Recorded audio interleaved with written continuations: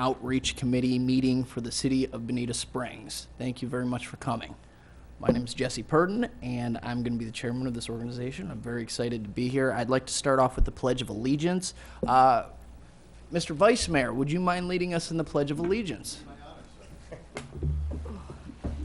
To the flag of the United States of America, and to the republic for which it stands, one nation, under God, indivisible, with liberty and justice for all.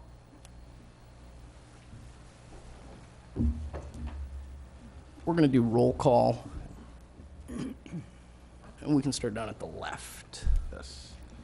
Lester James. Tony Lee. Andres Paz. Jesse Purdon. Juan Romero. Susie Valentine. And Maria Wood is actually not going to be able to make it. Mauricio Payares. Welcome. Welcome, guys. So we have quorum. We're good to go. Great. I'd also like to mention this is the first time that we've ever been live on Bonita TV, so to Deborah McLean and the other 4 people who might be watching us tonight, thank you for watching. Thank you for watching. We're excited. All right, so I'd like to start with introductions. Everybody on this committee was chosen for a reason. Your applications were looked at exclusively through the city. I know most of you, all of you personally, and I know that you all bring something very valuable to the table, so if you wouldn't mind giving us a short summary of who you are and what you hope to accomplish here, that would be great. And we'll start over here with Lester. We'll move this way, and then I'll end. We'll go right past you, down, and then I'll end. Okay. My name is Lester James. I've been a resident of Bonita Springs for the last 11 years. I work in medical sales, and I'm hoping to bring the community together, add some diversity and some new events, and help support any underrepresented populations. Once again, my name is Tony Lee. I work at Florida Gulf Coast University. My role and position there is Director of Major Gifts. And what I like to contribute is encouraging education, to furthering education and advancing that in our Bonita community, and also being involved in cultural and diverse activities as well. I'm also involved with the Bonita Chamber of Commerce and live in Hawthorne. So I love my community. I love our high school. I went to the first high school game, so I'm already supporting that as well. So thank you. Good. I'm Andres Paz, sales manager for the Media Vista Group. The Media Vista Group is a Hispanic, Bonita-based Hispanic media company that owns properties including Univision, Azteca, Unimas, and the Latinos magazine. I've been a Bonita resident for almost 7 years now. Absolutely love it here, and I'm looking to spread the word into our community, to our Latino community regarding all the wonderful initiatives that the city of Bonita Springs is undertaking right now. My name is Juan Romero, and I'm resident of the Bonita Springs for the last 30 years, and be working with the community from the very beginning in agriculture business, education, organizing different events, culture. We organizing the soccer league, so we get a lot of communication with the Hispanic community and of course with the city of Bonita Springs. And my purpose to be here is to bring this community together and work is just one family. Thank you. Susie Valentine. I've lived in Bonita for about 11 years. I grew up in New Jersey, but I married a Brazilian and moved to Brazil and lived there for 32 years, which gave me a little bit of a feeling for true international communities. That really was. And I came back to this country and I started working with the teaching sustainable agriculture in Central and Latin American countries in the Caribbean through a Partners of the Americas, which is a kind of Peace Corps offshoot thing. And so I spent some time traveling around, and I have a lot of experience of working with people of all kinds of places and languages. My Spanish is not as good as it used to be, but my Portuguese is pretty darn good. And I'm very involved with the Gulf Coast Garden Club, the Bonita Springs Tropical Fruit Club, and a few other things, all of which have a plant agriculture, horticulture, growing base. And the Fruit Club, which meets at this very time, their meeting is tonight. I'm supposed to be there as president, but I'm here. has about 150 members, and I think they come from about 50 different countries, and their common interest is tropical fruits. So I want us to have a common interest that really makes sense, that the whole community can be tied with a common interest. That's Thank you. great.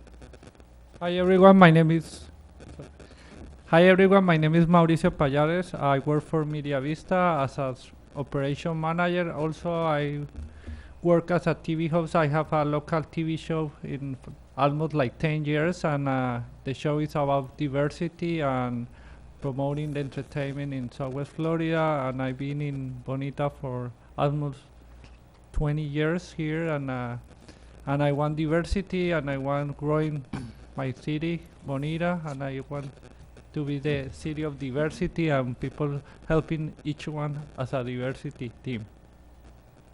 Thank you. Thank you very much. And my name's Jesse Purden. I've been in Bonita Springs since 2006, and I worked for the last 3 years for the United States House of Representatives, working for Congressman Kirk Clausen. And then I recently transitioned this last year into the private sector, and I represent 6,600 realtors down in the Naples area. I was elected just this summer to be a delegate to the Republican National Convention. As a Florida delegate, I was on the floor there.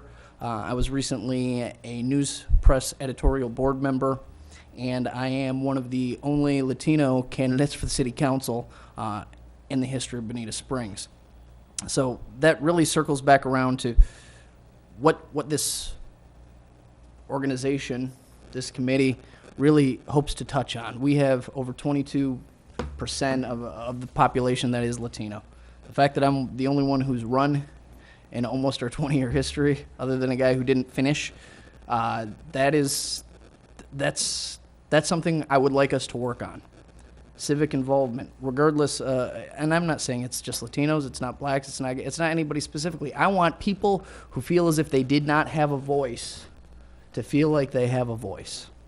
I want the people down in Rosemary Park who feel like they have no connection to the city or nobody that they can talk to about their issues to know that there's somewhere they can talk to.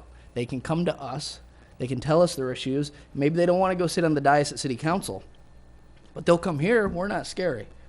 We'll come here, they'll tell us our problems, and we will make the appropriate adjustments that we can on a city level. And that's my hope. And really just the importance of understanding how important it is that we move forward as one community. I see so many cities around the country that are racially divided, and I see the Lee County sheriffs over here taking little kids shopping. You know what? I see first responders of every color and creed on the side of the road, on the side of Imperial, where we're all flooded out helping each other. That's the Bonita that I know. That's the Bonita that I want in the future, and that's the Bonita that I hope this group is able to make even stronger as we move into the future. So, with that, I would like to move on to public comment. If we have any public comment, please come to the podium. Mr. Vice Mayor, I don't know how to. Can I really use this? I'm Peter O'Flynn. I'll be brief. It's for those of you who are watching at home, I'm never on this side of this, so there's a little thing I can actually time the Vice Mayor on his comment. Now I'm not really going to use it, but I'm going to press the button though. So. And bingo. Yeah, it's nice to be on this. Nice to be on this side of the microphone. Thank you all. I know some of you for a while, and I consider all you friends. This has been a long time coming, and I'm so thrilled that it's here. Like Jesse has said, and Juan knows as a tenured member, how Bonita has always come together, but there's ever more reason to come together more. So I really want to thank all of you for serving. Thank you. Thank you. Thank you. Hello, everyone. My name is Tamika Seaton, and I'm the executive director. Excuse me. I'm the executive director of the Florida Lions Eye Clinic. We're a free eye clinic located in downtown Bonita Springs off Old US 41. We provide free eye care for people who do not have medical insurance and are 200% below the poverty level. I do not reside in Bonita Springs. I actually live in San Carlos Park. I lived in Naples for 14 years, just moved here a year ago. However, I'm somewhat part of the community because I work in Bonita Springs. So I was encouraged to come here by the Lions Club and just learn more about your organization and see how we can get involved and help out. Thank you. Thank you very much. Thank you. And I'd like to say, actually, I've known Tamika for a number of years. She worked for the Collier County government. Then she was the right hand for Mayor John Sorey, and then she was actually one of the higher ups at the shelter for the women and abused children. So Bonita Springs really scored big when we got Tamika Seaton. So. You know, we're glad to have you, and thank you very much for the organization you are working for. It's a great organization, and we welcome you with open arms. And good evening. Hold I'm on, Peter one- Simmons. Can No, I just wanted to say how happy I am that this evening is finally here. As you know, we were scheduled a month ago before the hurricane. But just for those of you that don't know, and it's been in the newspaper, but for those that don't know, when I moved here to Bonita Springs from Michigan, I was, looking for a good barber, somebody that could give me a haircut, and went down to Rose's on Old 41. So we can thank Rose's Barbershop in large part for the culmination of this happening tonight, our kickoff meeting, because as I went there through the years, was on city council, and then subsequently got elected to mayor, the conversation turned into there has been very little, if no outreach, very little. A little bit of outreach, one, as you can attest with Martha Simons and some others, but very little outreach to the Hispanic and Latino and African-American community in Bonita Springs. So through those conversations in the barbershop chair, when I got elected mayor, one of the first things I did was continue the outreach. We had our Fiesta Cinco de Mayo last year, and that was a great kickoff, working with a lot of you on this committee, and just looking forward to years of long overdue service to this segment of the community, Jesse, which you eloquently said, may not feel represented, may be intimidated to get involved. Looking forward to changing that. So thank you all for serving on this committee, and look forward to working together. Thank you. Thank you. I can say, Mayor. a lot of people don't realize this was something that Peter has been thinking, the mayor has been thinking about for a long time. Before he was mayor, when we were running, this was something that we talked about repeatedly on the campaign trail, and then shortly after we started you all remember the initial meetings where this wasn't going to be a committee, but we were going to meet and we were going to talk. And, he really pushed this to the point where this became what it is. And, we're very fortunate to have you, Peter. I consider you a friend, and you're doing one bang-up job as mayor, and thank you very much. Thank you. All right, I'd like to move on to number 5, which would be selection of a vice chair. So, Laura, logistically from this point, would somebody ask if I have somebody in mind? It's open for discussion. And then At I would this propose point, it? I would discuss it with your committee members and see if anybody has a recommendation. Okay. I'm sorry, before we talking about select the vice chair, I would like to ask what will be the responsibilities, or if it's any proposals of what are we looking for? Okay. I mean, this is the first meeting we have, and basically we are introducing ourselves and knowing each other. So it's kind of, good decisions to get vice president, and I really want to get a little more information about that, if it's that possible. Absolutely, absolutely. So the vice chairman is going to be, they're going to be very similar to the vice mayor. They're going to be representative of the organization in a leadership capacity. They will help agenda set. If we decide as a group there are things that we need to be at and we aren't all collectively there, they may show up on behalf of the organization. And they're going to have, probably constant emails from me and the mayor in regards to things that we would like to see done on a city level as far as programs go, or just various issues. Similar to, remember when you had the soccer issue with them closing the building early, and we discussed it at that first meeting, right? And then we got on the phone with Peter, and he got with the guy, and they fixed it right away. Do you remember that?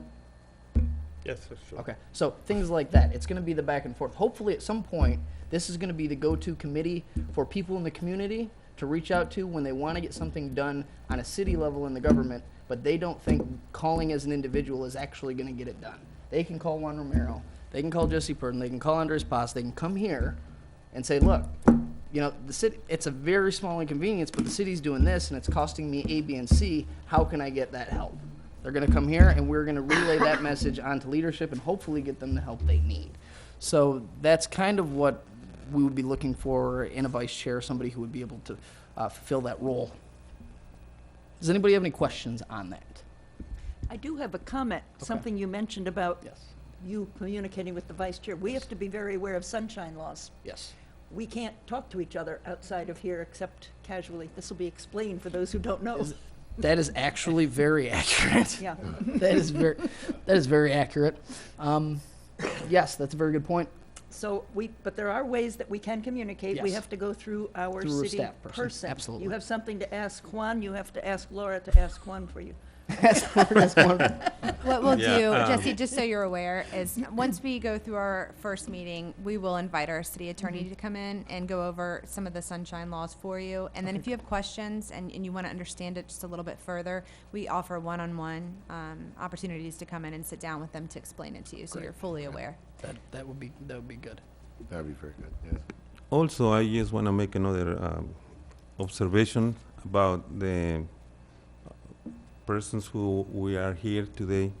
And I think it will be very nice if we can have a representation for each of the districts of the Bonita Springs, so we can have opportunity to hear more about each of these districts.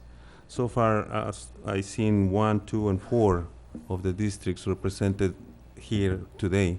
So, you know, to be able to get a better idea of what is the necessity and the situation of the community, I think we should get one of our representatives from each of districts and hear about what's going on. You know, it's different situation what is happening right now in Queen Street than Bonita Bay. So hopefully we can get. That's my recommendation. I don't know if it's. I'm completely open to that.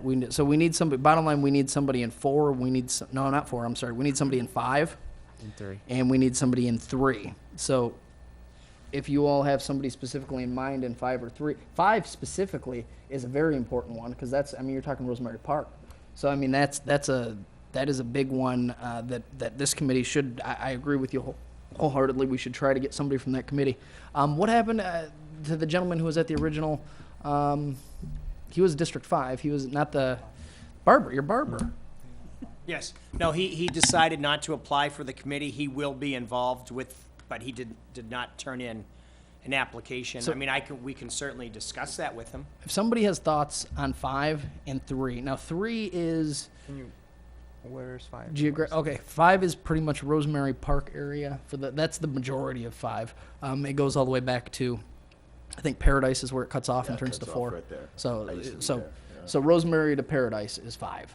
So any small business owner or somebody who would be, you know, in that area would be good.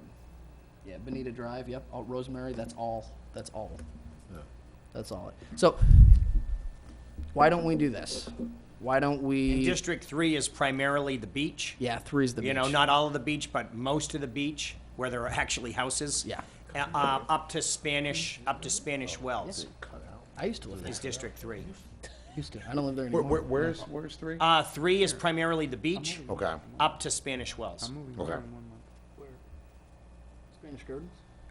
Is Spanish Gardens 3? Walls. Garden? Yeah. Spanish Gardens? Is that 3? Spanish Gardens is just, help me, I think Laura. that's Gibson's 2, I district. I think it's 5. I was gonna say, I thought it was 5. Okay, because he's moving to Spanish Gardens. So bottom line, that would solve one of the problems right Right, there. there you go. But, good thinking, but no, that didn't work. All right, so why don't we... Where is Spring Creek Road?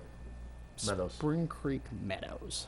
District No, 1, Spring- where- District- like Yeah, where that's you one. are, that's Yeah. District 1. Okay, okay. Yeah, you're in Just wanted to make District sure. 1. I just moved there, so. Yeah. I didn't Do know you what district. have... Is it, your brother's in 5, isn't he? Doesn't he live in 5? He lives by the middle school. So probably it's. No, that's Gibson. Yeah, that's Gibson. Yeah, it's 5.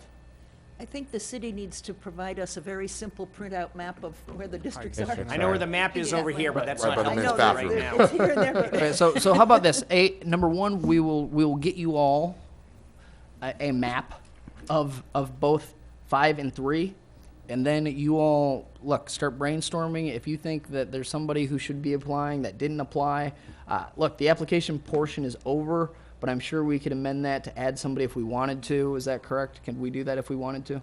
Well, first I need to take a look at your resolution and that formed your committee to see how many members were allowed. 7. Is it 7? So at 7, you're asking if we go back to council and ask them to amend the resolution to change the number of members that can be on the board? Is that what Well, you're because saying? we're not going to bounce anybody, so we would probably have to additionally add 2 members. So we'd go from 7 to 9, which is it's a more difficult number to manage, but at the same time, look, we didn't have applications, I don't think, even from anybody in 5. We didn't. All that applied were appointed at this point. And here's how we typically handle the committees, and I'll just go through that. If you have anybody that's interested in being on the committee and the committee is full, we take their applications, we hold them for 2 years. And if there becomes an open spot, we would replace them. But yes, if you'd like to amend the resolution that formed the committee, we could certainly consider doing that and talk to the appropriate people to do so. Yeah, I have a question about that.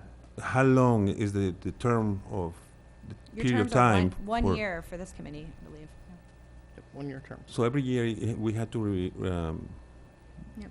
I can Be- send you the resolution that formed the committee, and it has all the parameters. I'm sorry, I thought you already had those, but I'll send those to you. It tells you how long you'll I don't believe we have sit. to reapply in such a degree that we already did. We have to just answer a question, do we want to continue? And then the city determines if we're Right. allowed to commit to Right. continue. In general, that's how it works on these. Mhm. So I'm open to Juan's thought process in regards to adding somebody, and I have no objection to making it 7 to 9 if we get somebody. I think we should probably put some type of time box on this and say if we don't get somebody from 5 and or 3 by the next meeting, we'll move on, because I don't want to get too far in the process and then not get somebody. But look, we have people down at down in Rosemary Park. There was a gentleman who was actually at our committee stuff. He hands out food in the park. I'm trying to think what his name is at the moment, and I'm drawing a blank. But I can look into the past of who went. But the guy was from Rosemary Park. He hands out food every morning, and he lives down there. So hypothetically, we could have somebody in 5. 3, if you have an idea, let us know, and we can amend it if we need to. But why don't we try to make that happen by our next meeting, which we haven't decided yet, but it'll probably be a month away. And also, really, this is the first meeting after all these special situations we have, the hurricane, flooding, and I mean, this meeting, it was planned to have like two months ago or something, if I remember well.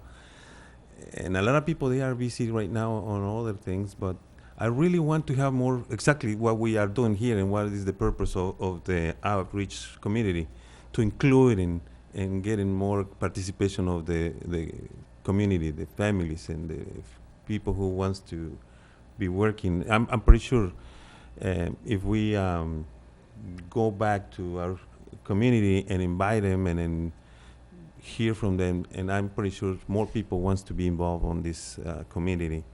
So I agree with you. If we can have more information for the community and then bring it over and then get at least another, representation from each of these districts and get the 7 or 9 board members, then go from there. I mean, I'm I don't good know. with that. This is just an opinion. I'm good with that. And like, if we end up not getting somebody from 5, you and I are both familiar with 5. I lived there for 4 years at the end of Rosemary Drive. I know that community like the back of my hand, and you work in that community every single day. So we will make sure that 5 is taken care of. Yes, definitely. We're gonna get somebody from up there. Yes, a representative. That's 2. Yeah. Okay. Back to the selection. Anybody have thoughts? Somebody they might like to nominate to serve as vice chair for the outreach committee for 2017. I would like to submit my friend, Mr. Tony Lee. I think he's the best fit for it. He's just, because of his role at the university and his background, I think he will be the perfect candidate for it. Do I have a I don't. I second that. I've got a second. Anybody else? Really want to know a little bit more about. I'm sorry, I just meet you today, and I want to hear about your ideas of how can you get this community works. How can you bring this community to be part of the activities of the city of Bonita Springs? I mean, you got a plan, or how you can do that? I'm sorry. Well, I thank you for the opportunity and the nomination, Andres, You're welcome, sir. to serve as vice chair. One of the things that I would like to lead off with that I'm a huge advocate for diversity and all the things that it means to the community. In my role in higher education, I like to consider myself someone that works behind the scenes and trying to pave the pathway for success for all people, but especially for those that might need a little assistance along the way. Some of my large projects that I've worked on at all of the institutions that I've been a part of have been to help further advance minorities in higher education through the support of private individuals. Here in our community in Bonita, I've been very involved with Media Vista, Univision, and participating in both their major fundraising activities. I've been involved with the Horizon Center, and I guess that's District 3, right? Yep. Yes. And working with introducing individuals to that center, and also providing some care in terms of tutors and financial resources for that as well. Out in the community, I think I've been a face of diversity for Florida Gulf Coast University, and attending events probably 3 to 4 nights a week, and from Marco Island all the way up to Port Charlotte County. And most recently, I was selected to be a part of Connect Florida, which is the organization through Leadership Florida, where I represent young professionals in Southwest Florida. And there's only 3 young professionals out of our entire region that was selected to be a part of that distinguished program. So that banner of diversity is something I'm very proud of. Leadership Bonita Springs graduate. Leadership Bonita Springs graduate. 40 under 40. 40 under 40. It's yes. 40 under 40. It's hard for me. I don't really like to talk about myself, but I do like to talk about the impact. And one of the things that you brought up, the hurricane, and one of the things that I'm really proud of, we work with the local church in Estero, Living Waters, to distribute over 12,000 pounds of supplies. And I did that with some volunteers. A local business here, a moving company, allowed me to utilize their truck. And it was a rewarding experience for me to give back, because I wasn't directly impacted from the hurricane, but I knew the need was great, and I knew it needed to happen immediately. So that was something that I could say that I'm proud of personally, but I can also say that I wouldn't have been able to do that by myself. I was able to do that because of the relationships that I have in the city. So thank you. And I would like to say, so as somebody, I've known Tony for, 5 years now. I knew him back when I was working for the congressman. He was a perennial member of the circuit out in the political scene and out in the community scene throughout Southwest Florida. It covered our entire district. We were north of Cape Coral down to Marco Island, and Tony was at everything. And he not only is he everything, but his personality is such that folks are going to be able to talk to him. I know that for a fact. He's the major donor person for FGCU, so he's not only successful in what he does, he has the ability to communicate with folks, even to the point where we're talking dollars. So Tony, As far as his intercommunication skills go, is one of the more superior people I've seen. And as far as a good heart towards our community, I don't think we could be better served by anybody.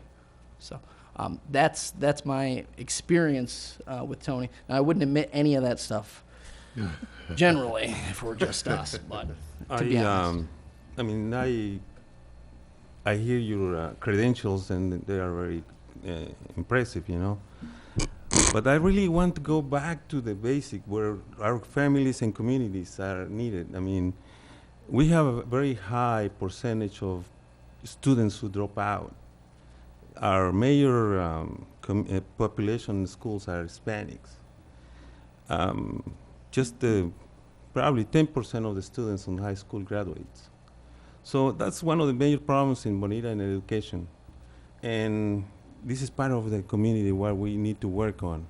And it's where maybe I want to hear more about what we can do to keep the students in school and elevate the percentage of the students graduate from high school, and further on, send more students to college. And, you know,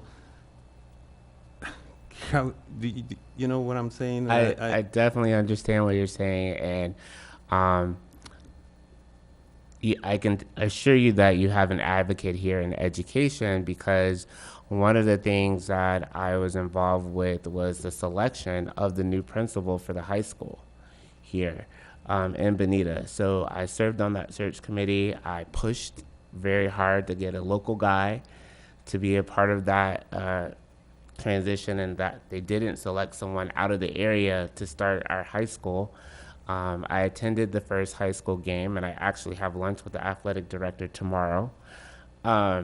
So I plan to be involved. FGCU has an academy at that high school where it was not by accident that when I attended the game, I texted a couple of my colleagues and invited them to come to the next game with me. So a champion for education, I like to say that I wave that banner proudly, and I'm very involved in the process, but out in the forefront of it, I am not. But behind the scenes in the meetings and attending and inviting people to be along the, champions along the way, it's not going to be, it's something that I can't do by myself. It's going to take the entire community to rally behind that. And I think that's kind of why we are here as a committee, to kind of, vocalize and get, the right people around the table to have that discussion. The city council, within its parameters can only do so much, but we can work with the school board and our county commissioners to get the resources that we need to improve the quality of education, not only in our city, but regionally, which connects up to working with FSW and Florida Gulf Coast University in a partnership. All right. My concern is that hopefully this community can work out and get those answers we need is, part of the community, because that's the thing, our community is very little participation. One other question, and it's not just for you, but I just put it on the table for everyone, is the small businesses in Bonita Springs, the participation of the businesses, Hispanic businesses. You say you are working also on the Chamber of Commerce. Mm-hmm. And I'm being involved also with the small businesses around, and I never seen them be getting organized. All the 41 corridor, those businesses always working by themselves, and I wish I can see them, get organized and also participating in the decisions of the city.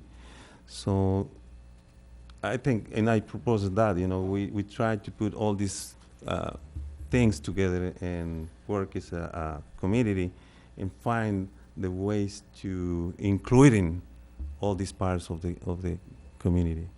So I just put it on the table. If whoever stays president by president, at the very end, we are all together, and hopefully we can get the solutions and get a better activity, better including of our community.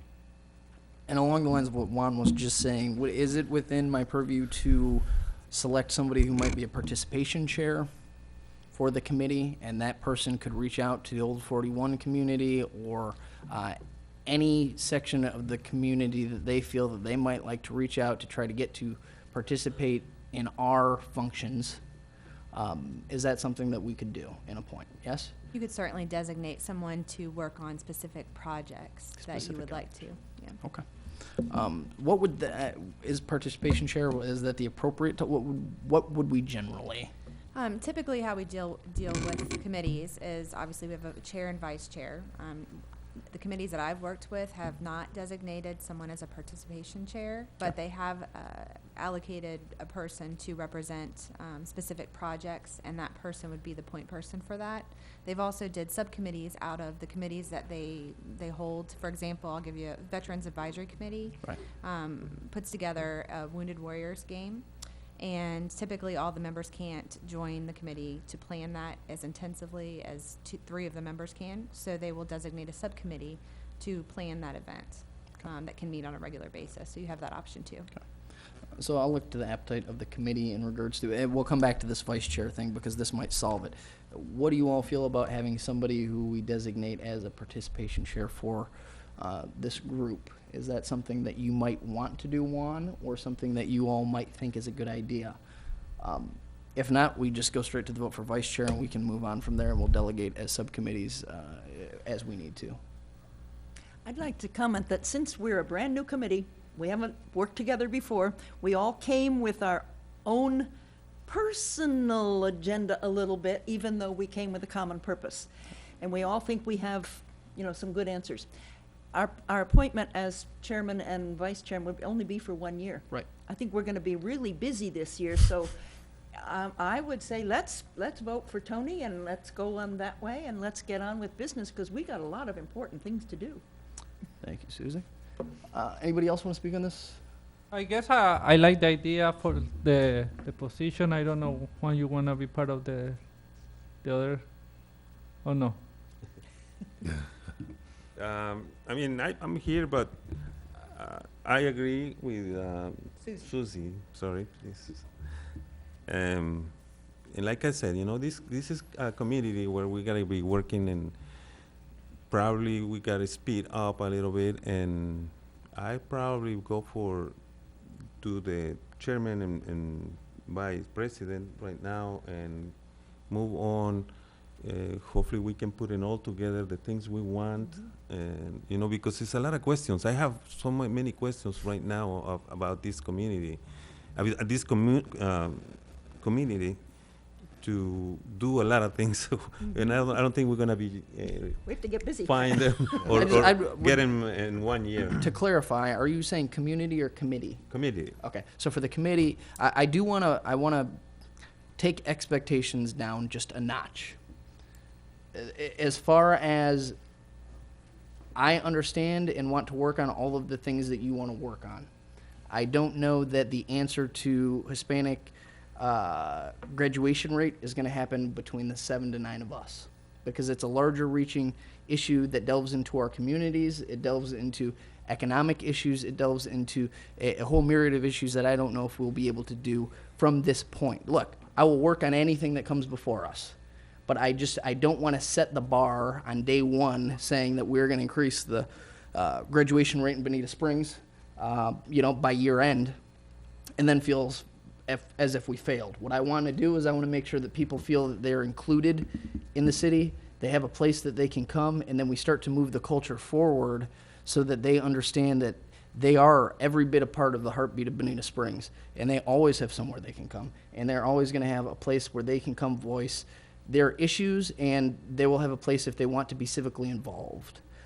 And that's more of the general overall purpose of what we're doing, as opposed to specific granular things like graduation rate, which is very, very important, so don't misunderstand me. I just want to make sure that we don't put expectations to the moon right out of the gate.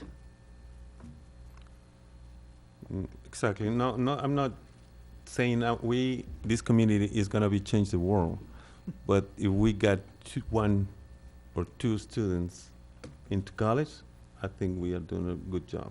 I mean, A soccer scholarship. Absolutely. definitely, we Absolutely. support in every Well, student. one, I could tell you that we have more than 2 students in college. No, I understand. You know, we gotta get some goals reachable. I mean, I'm not saying we're gonna be getting 100 students in college, but yeah, to me, it's part of this community. I'm sorry, community. Committee. Community. To work out on try to get benefits. I mean, if we're gonna be sitting here and just talking about festivals and parties at the park, I don't think it's gonna be really that what we're looking for.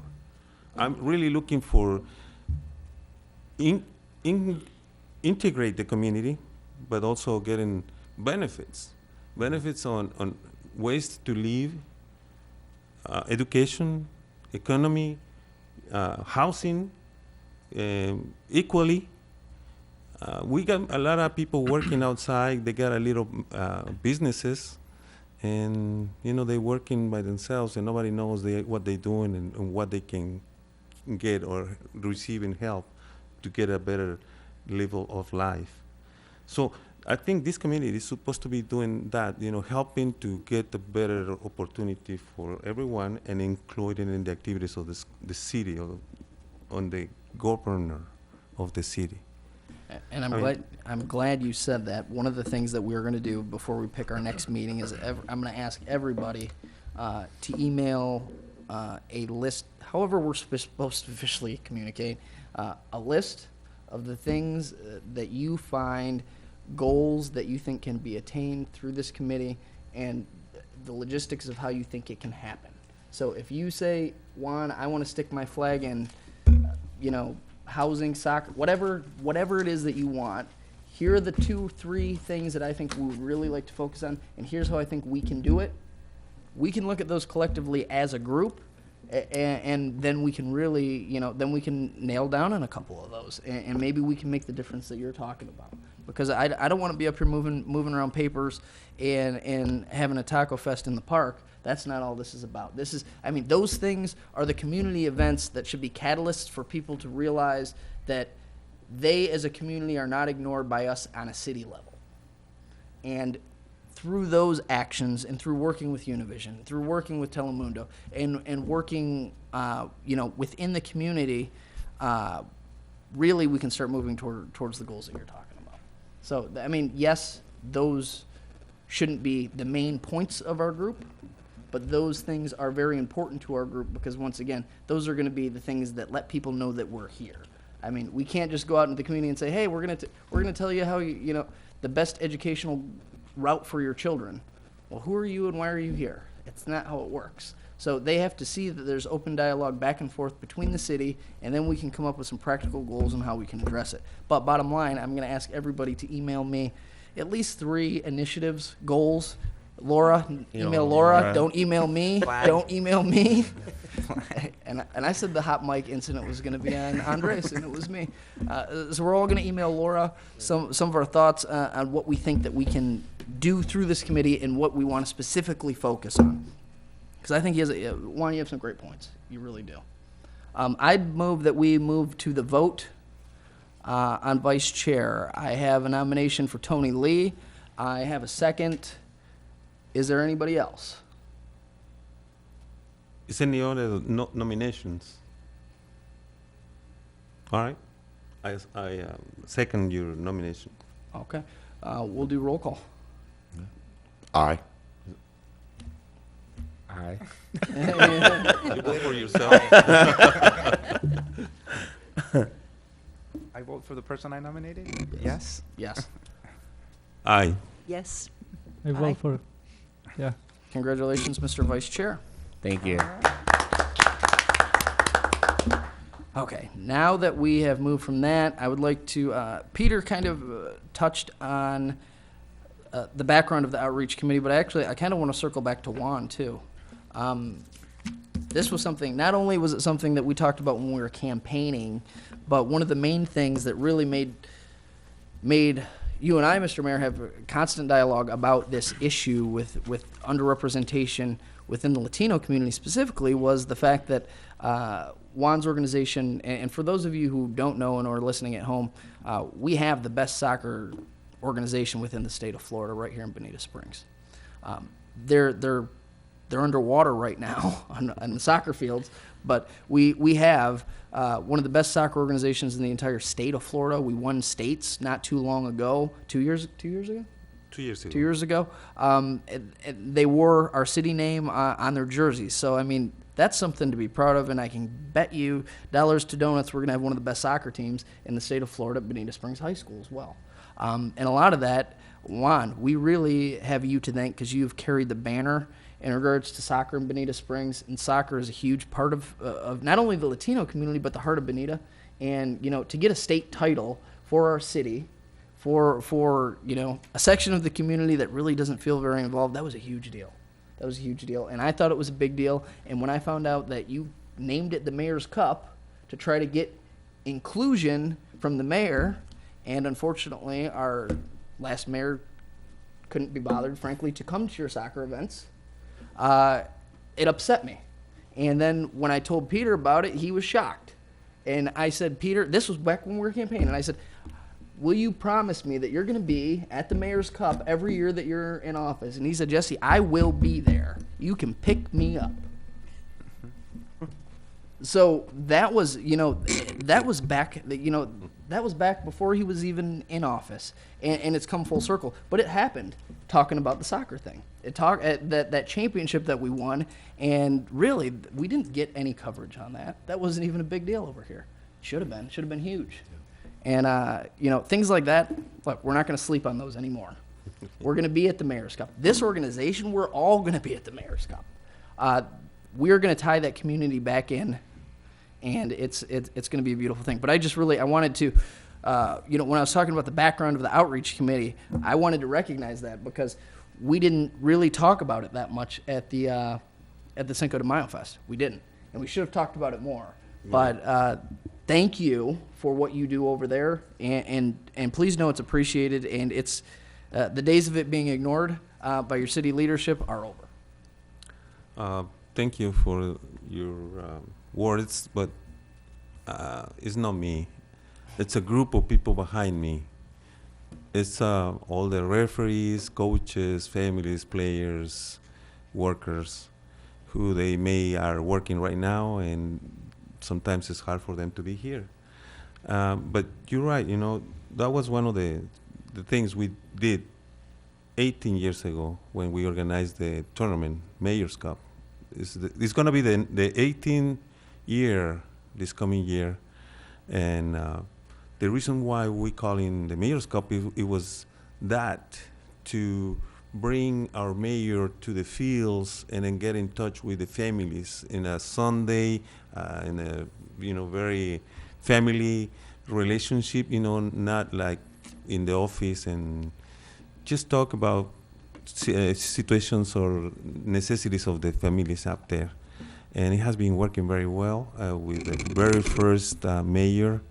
And right now, Mayor, thank you very much because you have been very helpful in being on the fields, and not even just for the Mayor's Cup, but visiting us every weekend or whenever you have a chance, and then checking on what is the situation up there and what we need.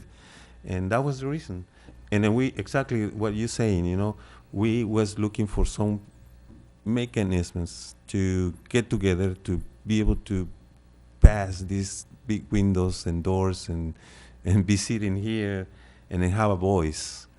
And really, this is a huge step forward to our community to be able to be here to talk about our situation, our problems, or even come and say thank you for all the work, hard work you do. Being in this situation on the hurricane and with the communities is really a good, strong community you've been doing. So this is what I'm talking about, you know, for this organization to do that, reach out, and I think this is going to be great tool for us to be in contact with the administration. Absolutely. Thank you. Absolutely. And I'm going to try to keep us to an hour. So we got about 10 minutes, so I'm going to try to rapid fire through this. If we have issues, we can push it a little bit longer. But I do have a section at the bottom where we're going to get a hurricane update from the mayor, and that is going to touch on a lot of the flooding that we all know has happened in District 2 over on Imperial that is really, really bad, and some other parts of the city that have been hit really hard too. So in the sake of trying to get us out of here on time, and I will stick to that, we will be hour-long meetings for the most part unless there's something serious going on. So moving on, I would like to get on to our purpose. And we kind of talked about this. Sorry. No, Mr. Vice Chair, please. Absolutely. Before we move on to purpose, and because of the timeliness of the hurricane, I think it would be very important for this committee to at least have an address from the mayor so that could kind of guide some of these other things that are happening just because of the timeliness of the hurricane. So if there's anything that we could do as a committee or make a decision or an impact immediately on our citizens, then we would need to have that information. Some of the other items we could, communicate through Laura and learn more about, but having the mayor here and his voice would be kind of important. And he's going to be, actually, if I understand correctly, he's actually the liaison to the council, so he will be at every one of our meetings, so he can't get away from us that easily. So that's good. Wouldn't think of it. So do you want? So are you asking to move 10 up? Yes. Okay. So, Mr. Mayor, are you good with doing that? Sure. All right. absolutely. So why don't we start with the hurricane update? No, absolutely. And, I've seen so many of you through before, during, and after the hurricane, obviously. It was actually a month ago today. Sunday would have been 28 days, 4 weeks. So it's now 30 days after Hurricane Irma was here at the fire station. Spent 3 nights at the fire station. Bonita Springs got coverage, quite frankly, around the world with MSNBC, CNN, Fox News, Laura and I mean, the Today Show, Good Morning America, you name it. Bonita Springs was represented in those interviews. A few interviews that we missed because of the technology. We didn't have the phones that we needed out there, but we were represented, quite frankly, around the world. And on a funny note, and I have yet to hear the clip, but in the miscellaneous category, Bonita Springs was quoted on the Howard Stern show with the Howard Stern section of the news. So we'll have to dig that up somewhere at some point, Laura, when we get through. But look, you see the good in the community. I want to, as bad as things are, and believe me, I know there's a lot of damage, there's a lot of repair, there's a lot of things that we need to do. I do thank the Lord, seriously, that for better or for worse, Hurricane Irma held on to Cuba for as long as she did. When it reached Marco Island, between the space, when it separated from Cuba and came to Marco Island, it did not have the time, it did not have the distance. It approached us as a Category 3. It did not have the time or the distance to get up to Category 4 or Category 5. So when it hit us, and it hit us hard, as we all know, the back half, now trust me, this was all new to me. Mm-hmm. I'm a kid from New Hampshire, you know that. That's why I talk funny and root for all the wrong teams from Boston that, especially Andres enjoys with being a Miami Dolphins fan. But the hurricane hit us. I mean, the eye came right over Bonita Springs, but the back half of the storm broke up just enough so we did not have that tidal surge that everybody was talking about, that they were, had feared, because that's where, as bad as the wind was, that tidal surge would have sent this thing into a whole other stratosphere. As wet as we are on the east side of town and other ends of town, this thing could have been a whole lot worse. Having said that, and having walked through the waters previously here, just before the hurricane, we had flooding. We had flooding because of that torrential rain in the Quinn Street area in particular, and other areas. We had a lot of damage, and the governor's been here. I'll tell you what, Governor Scott has been boots on the ground. Governor Scott has been here. He's called me personally. He's reached out to us, Congressman Rooney, Commissioner Larry Kiker, State Representative Ray Rodriguez, State Senator Kathleen Pasadoma, our own city council, our entire city council, Amy Karama, Greg DeWitt, Stephen Schlachta, Peter O'Flynn, Mike Gibson, Fred Forbes have all been involved. It's been a team effort. Now, having said that, we have what we're dealing with. FEMA is here, right? We have the short-term emergencies, we have the short-term needs, but we also separate that out with long-term solutions and long-term realities.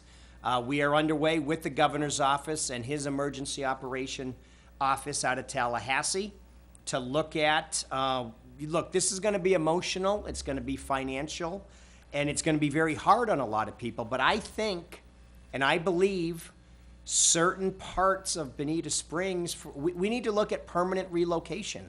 This came up from the citizens themselves at our town hall meeting, okay? Look, not to get on a soapbox, but for years, we've been saying protecting our environmental wetlands, our DRGR, right? That's coming from a conservative Republican. So if I can say that and realize the realities of what's going on with Mother Nature and the environment, and the answer is not just to build in the wetlands, that has to be, if people don't believe that now, I'm not sure when they're ever gonna believe that. I just don't know when they're gonna believe that. So we have a lot of drone footage, we have a lot of aerial photography, we have a lot of everything. So we need to look at long-term solutions with the water. Jesse's from Michigan. Jesse knows the term downriver, right? That's the southeast part of Michigan. We are downriver here, for lack of a better term. That water starts flowing south in the Kissimmee River, down to Lake Okeechobee. About 25% of that water goes east, and about 75% of that water comes west. We are west, and we are downriver, and we are going to have forevermore, not just today, not just a month ago, we're going to have to deal with these water issues forever. We have looked at we have involved with some short-term solutions, if you will, in terms of with the South Water Florida Management District. We're pumping out certain neighborhoods. You know, that's a short-term fix. That's not a long-term answer. So with the state, with the governor's office, with FEMA, with the federal office, with Congressman Rooney, we already have discussions underway for getting long-term solutions. Now look, and I've said it and I'll say it again, water does not know city lines, it doesn't know county lines, it doesn't know political lines. It just knows that it wants to get to the Imperial River, it wants to get to the Gulf of Mexico. Right. Okay? So we are working, those discussions are underway, but that is a statewide discussion. Now, how that relates to Bonita Springs and how I beat that drum, you know that I will. I know Estero's on board. They've done things such as the Edison Farms purchase with the county. Right. I know the county's on board because I'm already working with County Commissioner Larry Kiker on a lot of these issues. It needs to happen for a long-term solution. We have people right now that are in trouble. You know, they were without power. We have debris removal. We have garbage removal, which we're working on. We're working on today. I want to, a shout out to Izzy Havanek and the Havanek family for what they allowed. They allowed a tent city with Florida Power and Light to set up at the dog track and to work through a lot of these issues. We've now approached them about putting trash out there. I mean, so there's so many different issues and so many things happening simultaneously that, I'll be the first to sit here. I don't have all the answers. Right. Are you kidding me? Right. Up in New England, we called them nor'easters. Right. And the Atlantic Ocean would rage and there would be a lot of damage. And sometimes they would be, coupled with snow. The perfect storm, that movie that was what we would deal with in New England. Down here, this is a whole different dynamic. There's people that need insurance, they need homes, they need places to live, they still need supplies. And I'll tell you what, the Bonita Springs Assistance Office has done an admirable job. Terry LeMaine and her team We've been working hand in hand, arm in arm, if you will, American Red Cross. I mean, up and down the line, the Lions Club, the organizations have been here and continue to be here. And FEMA is here, and we will just continue down this road, but we need answers. And can I ask a couple questions real quick? And number one, I'd like to say that I live right off of Imperial, and I've numerous times, I mean, you might have seen all the times he was on the camera, but all the times he wasn't on the camera that I drove down Bonita Beach Road and went down Imperial, there's Peter Simmons in his mayor's shirt and shorts going to work. So that was appreciated. The Bonita Assistance Office definitely deserves a shout out. They, we were sending people their way, and they were really, really making a difference for our community, and that's just, it's so admirable. Now, question, and this is, I know you don't know the answer, but for the benefit of those listening, for the communities that were heavily, heavily flooded the first time, but when the tropical storm came through, and then they came through, and then it was flooded again. They weren't even dry, and it was flooded again.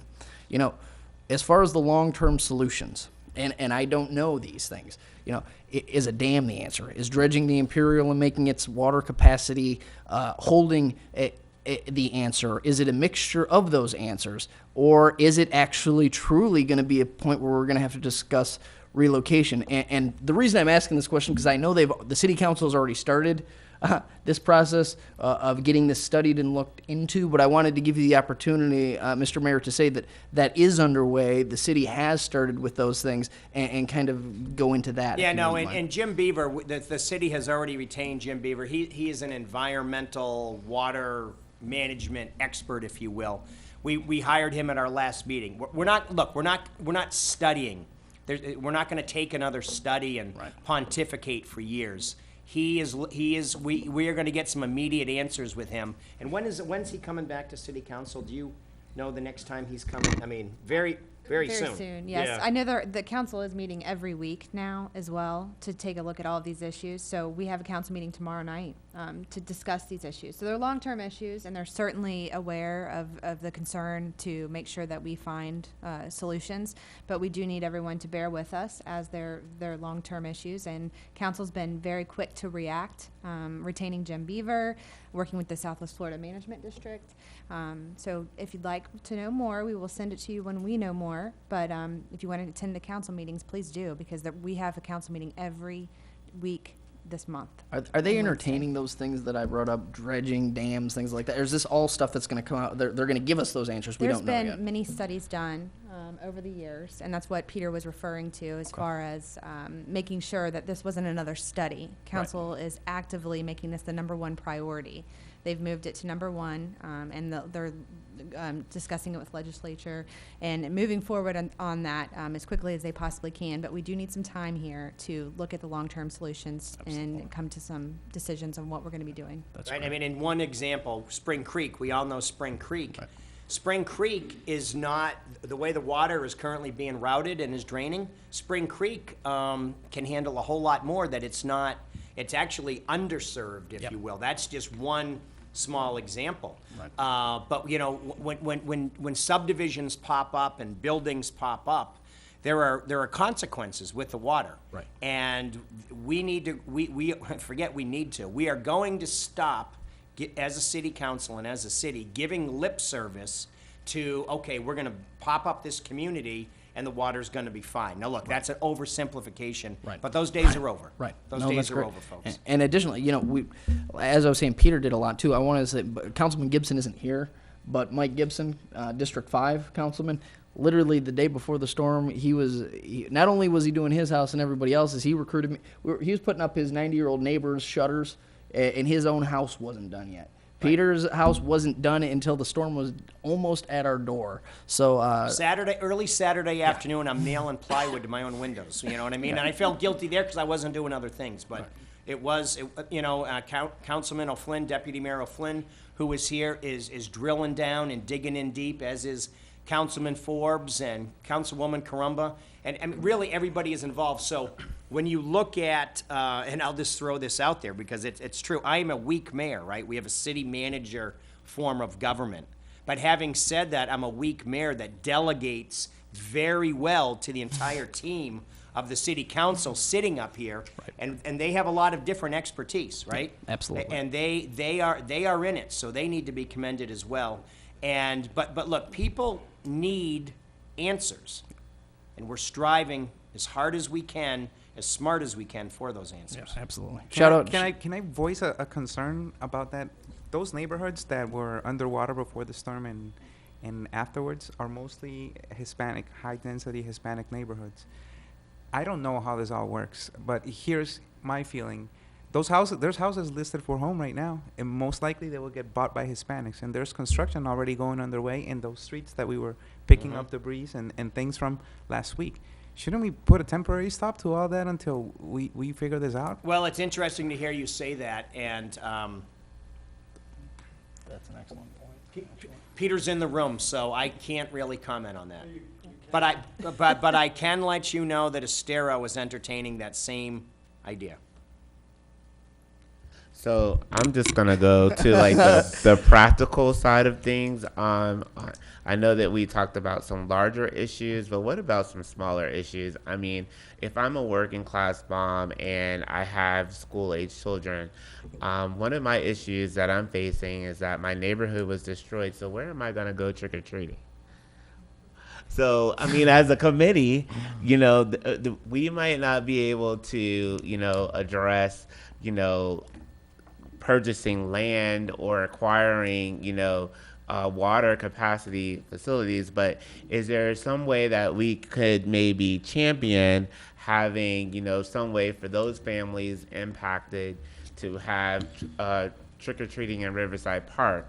Do they need assistance with costumes? Can we work with some local agencies to acquire those things?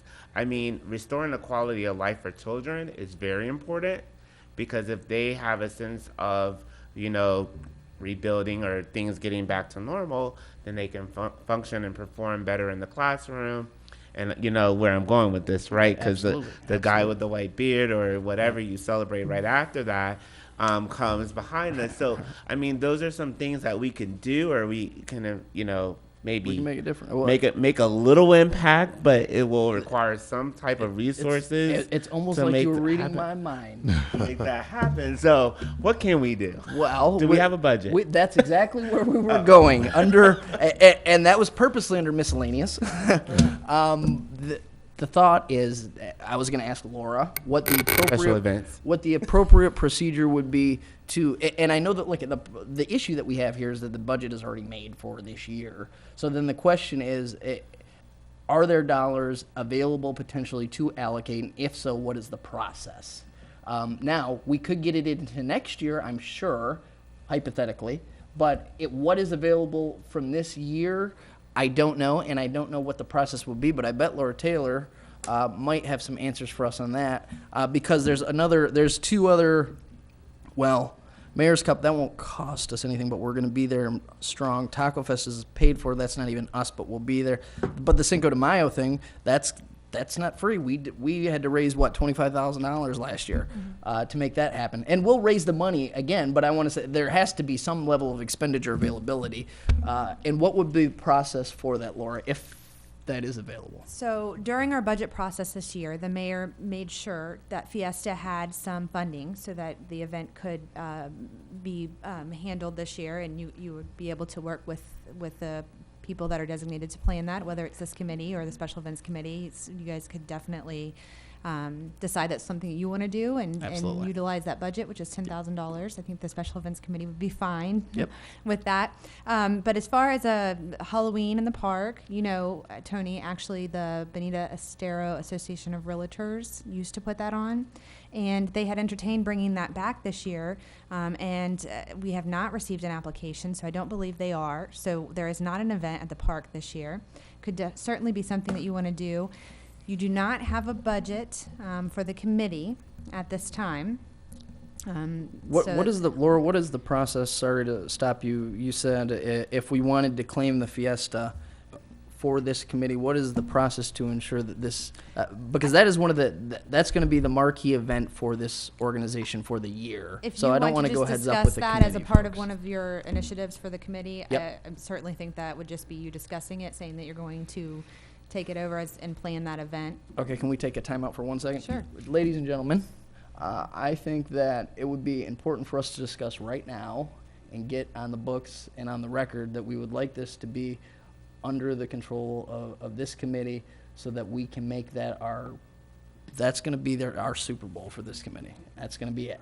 And it's the only way to get to the dollars too. So I would assume that if we want to make an impact, this is going to be our largest opportunity too. So this early in, before community events decides they want to do it, I say we strongly advocate that we get the opportunity. Does anybody have any thoughts on that? I agree 100%. I mean, everyone that was a part of that event is sitting here with one exception.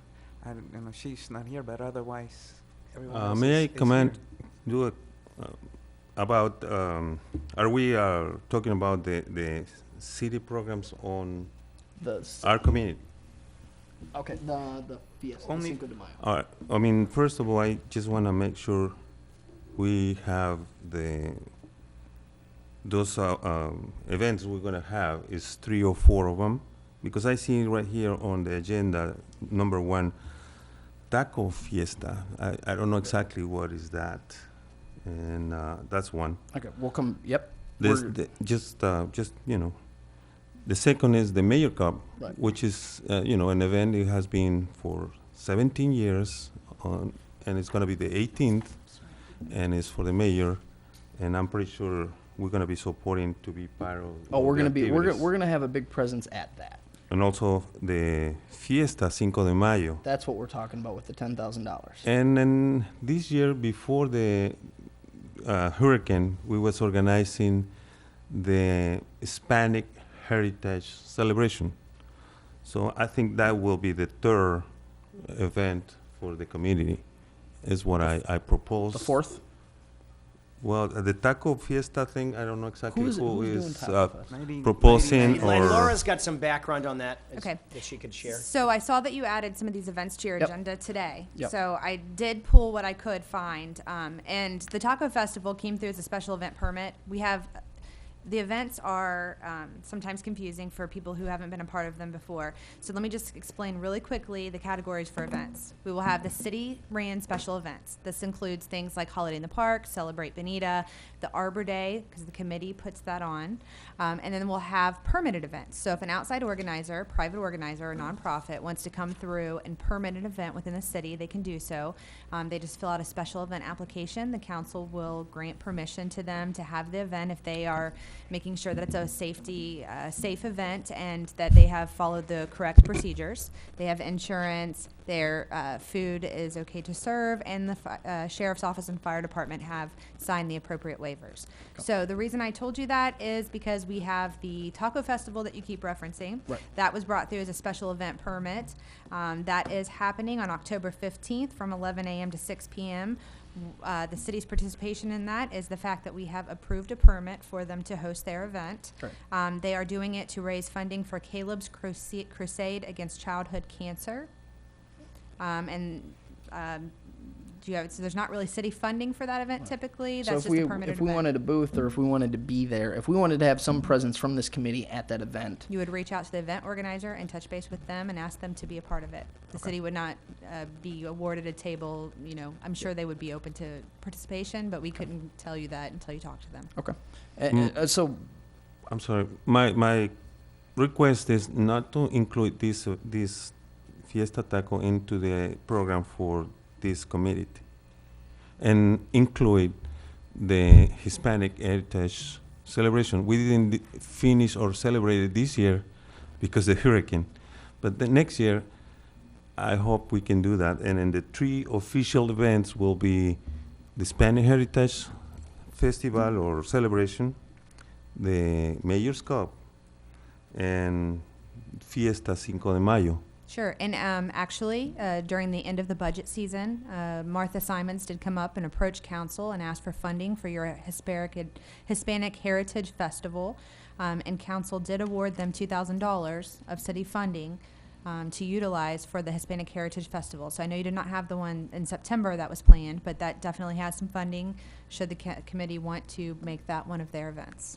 Okay, so I'd like to make a motion that we go with one, get rid of the Taco Fest, go with the Mayor's Cup, Fiesta, Cinco de Mayo Festival, and the Hispanic Heritage Celebration.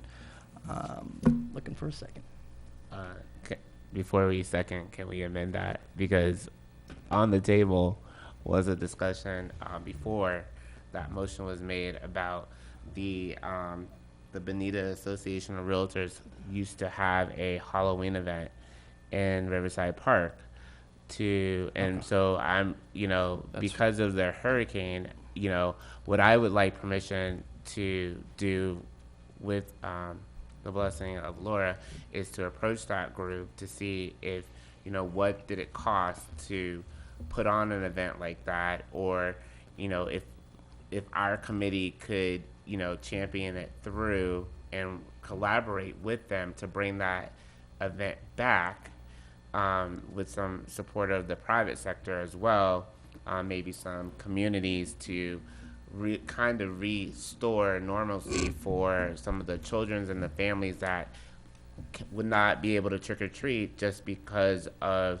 or celebrate Halloween just because their neighborhoods were destroyed, so they can't go home to home. So this is an alternative for those residents and our residents in the city of Bonita. So, Laura, I think I agree with Tony in scratching, what you're saying is scratch off Taco Fest and let's talk about what events we're going to add to this. So Is those that what you're three, saying? well, he's saying add a fourth, and that would be the Halloween thing. But we can get a hold of, okay, the CEO of Bear, we can easily But I ask- do agree with one that Taco Fest has nothing All right, so to we'll do with this get, group. so we scratch Right. Taco Fest. We're good with that. The And question is, before go forward, I hear you said the Halloween festival is going bring him back by the.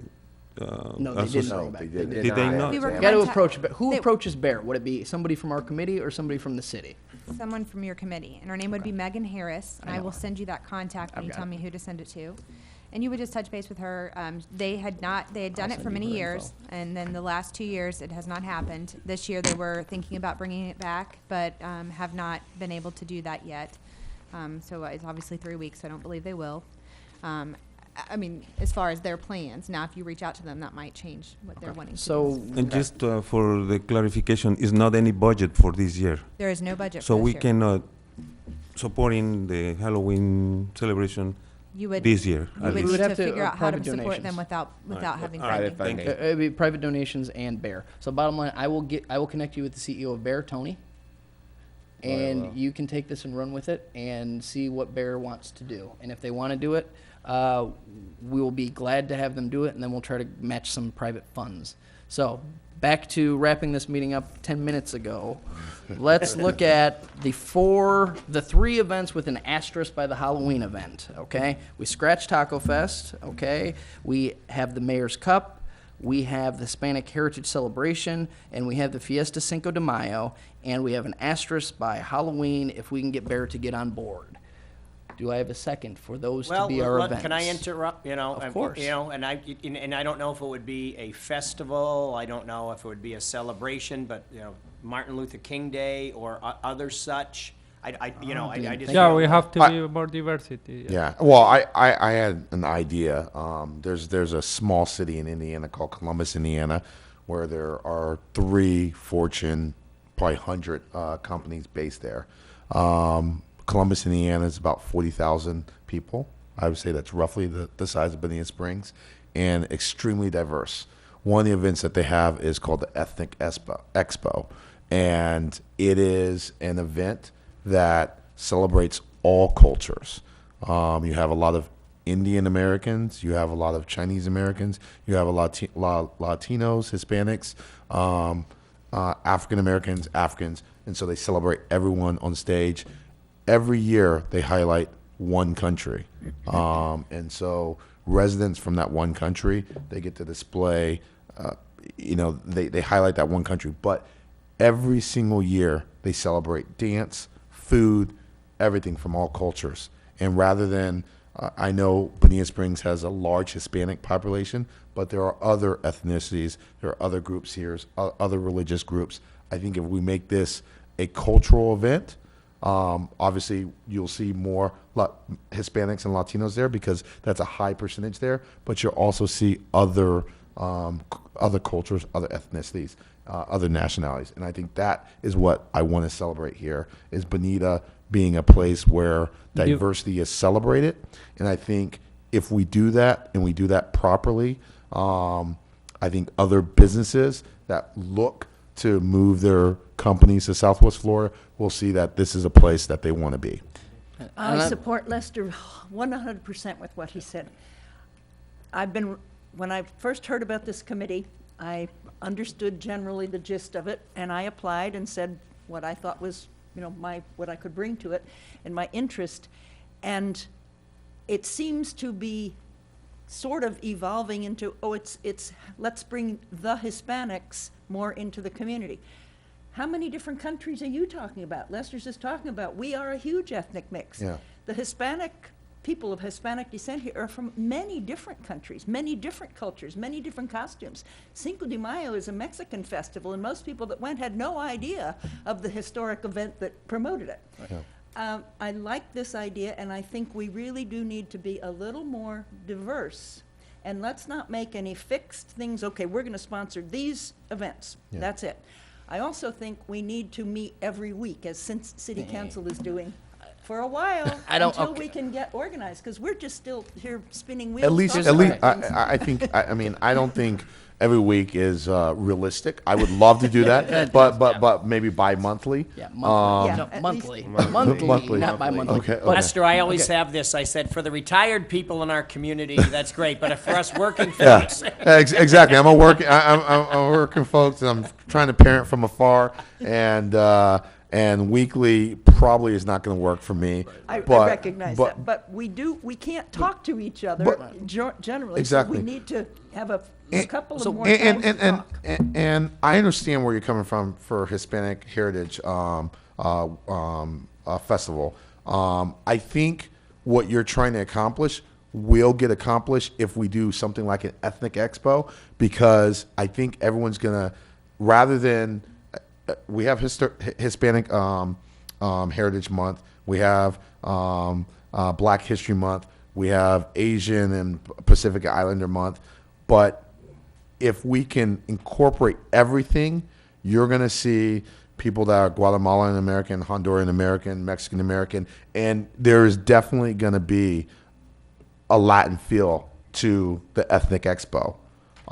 And what that's going to do is it's going to take the people out of Bonita Bay. Right. It's going to take the people from the beach, and they're going to be interacting, and they're going to embrace the cultural diversity that's here in Bonita Springs. When I moved here 11 years ago, and I worked primarily in Naples, and I would tell people in Naples, I live in Bonita Springs, and I would get so many weird faces. Mm-hmm. Now, the funny thing of it is 11 years later, a lot of those people that scowled at me and said, "Why do you live there?" are moving to Bonita Springs. Absolutely. Because they saw what I saw. And I want to keep that going. Right. I don't want to lose sight of that Bonita has some challenges, especially with Hispanic kids and the high dropout graduation rate. But I believe if you can meld this community together, one of the things that will foster is, like you said, we're going to have the best soccer team, high school soccer team. Guaranteed. You're going to get all those people supporting the soccer team. I want this to be, you came from New England, where there's a lot of small towns. I came from the Midwest. Indiana is a basketball state. And in those small towns, when there's a basketball game, everything closes. Yep. And everyone goes to that basket. I want that to happen for football and the soccer. Yeah. And whenever we have a team win a championship, I want there to be a parade right down Old 41. Right. And so that all those Hispanic mothers, all of those people that live in the high rises of Bonita Bay can feel proud that they call Bonita Springs their home. Absolutely. Absolutely.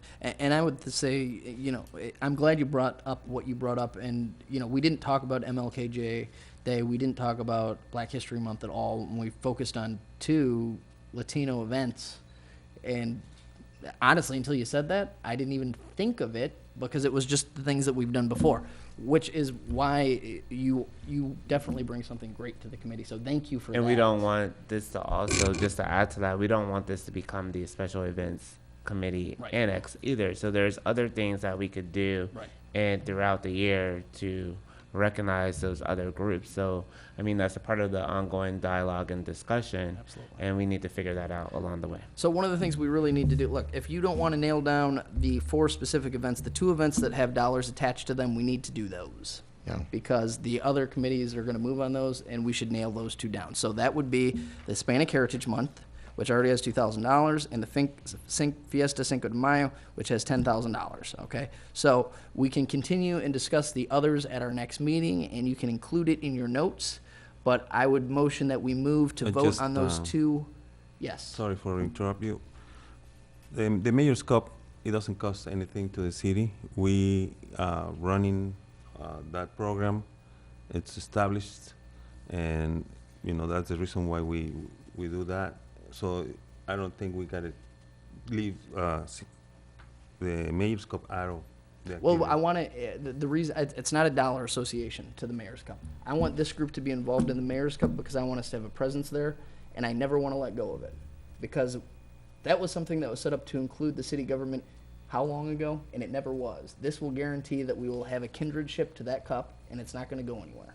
Right. So I'm not saying we associate dollars with it. I'm saying we as a group, if there's ever going to be a group on the city, it's a committee that's going to attach themselves to something, this would be it. So I'm not talking for dollars. I'm not talking anything specific right now, but I'm saying that that is going to be one of the things that we are on top of and involved in as a committee. But back to my issue with the dollars, not to keep bringing it back that way. 2 events, they both have dollars. We need to vote on whether we want to claim those 2 events or not. So my motion would be that we move to have the Hispanic Heritage Celebration for $2,000 and the Fiesta Cinco de Mayo for $10,000 be run by this committee. Do I have a second? Yes. Second. Okay. Do I have any objections? Saying that, do we still need a roll call, or is that it? You do roll call just to be Okay. sure. We will do roll call, starting down Mr. Lester. Aye. Aye. See. Aye. Aye. Aye. Aye.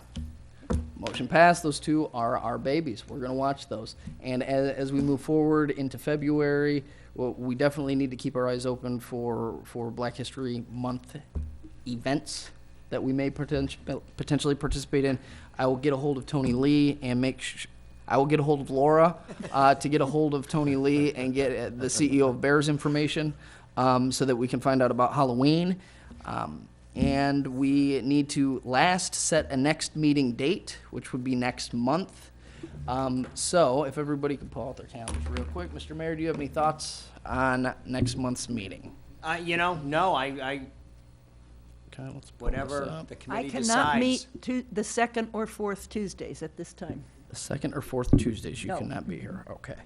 So that would mean the 3rd Tuesday of November, which is the, 14th?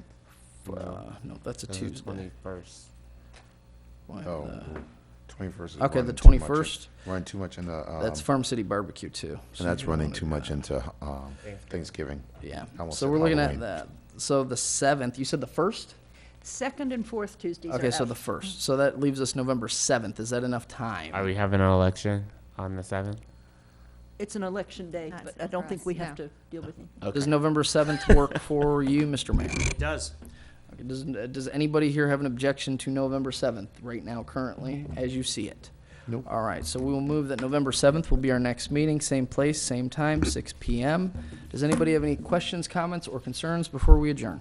Well, you had asked that each of us come up with our own specific thoughts, suggestions, whatever, to send to Laura so that we can have a more expanded agenda of specific things that we need to be talking about. That was my reason for saying we've got to meet more often, right at the beginning, just so we can figure out who we are, what we're doing, where we're No, going. Absolutely, absolutely. And we will, as I asked, if you all could send those to Laura, right along the lines of what Juan was saying. It doesn't have to be 10 2, 3 things that you want to focus on that you think are important. Get those to Laura, and I'm sure she would not mind putting those together for us, so we could collectively look at them as a group and move forward.